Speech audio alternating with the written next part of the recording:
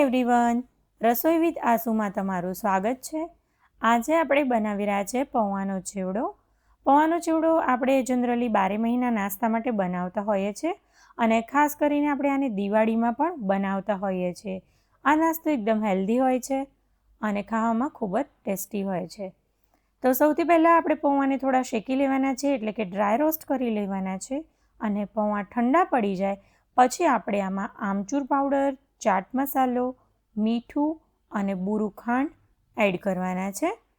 આ આપણે પૌવા ઠંડા પડી જાય પછી જ આમાં એડ કરવાનું છે, નહીં તો મીઠું અને ખાંડનું પાણી વળી જશે તો સારા ક્રિસ્પી પૌવા નહીં બને। તો આપણે આને હવે સારી રીતે મિક્સ કરી લઈશું।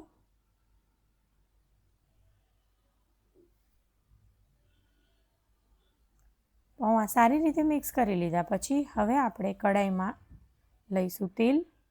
તેલ થોડું આપણે માત્રામાં સરખું લેવાનું છે। તેલ ગરમ થાય એટલે એમાં આપણે શિંગદાણા એડ કરીશું, કઢી પત્તા નાખીશું એટલે કે મીઠો લીમડો, સફેદ તલ એડ કરશું, લીલા મરચાં અને સૂકા નારિયેળને ચિપ્સ કરીને એડ કરશું।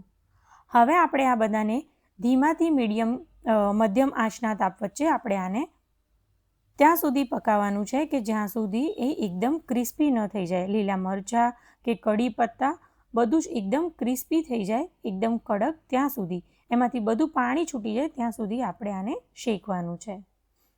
હવે આપણે આમાં હળદર અને હિંગ એડ કરીશું, સારી રીતે આને મિક્સ કરી લઈશું। ગેસની તાપને એકદમ ધીમો રાખવાનો। હવે આપણે થોડા થોડા કરીને આમાં પૌવા એડ કરીશું।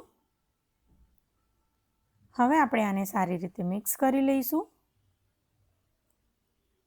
તો જુઓ તમે, એકદમ ક્રિસ્પી પૌવા ફટાફટ 5-7 મિનિટમાં બનીને તૈયાર થઈ ગયા છે। તમે પણ આને ટ્રાય કરજો।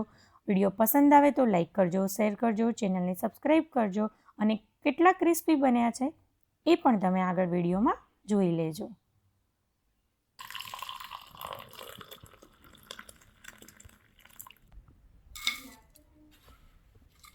તો તમે જોયું ને, કેટલો સરસ ક્રિસ્પી અવાજ આવી રહ્યો છે। જલ્દીથી બનાવીને ટ્રાય કરજો। Good bye.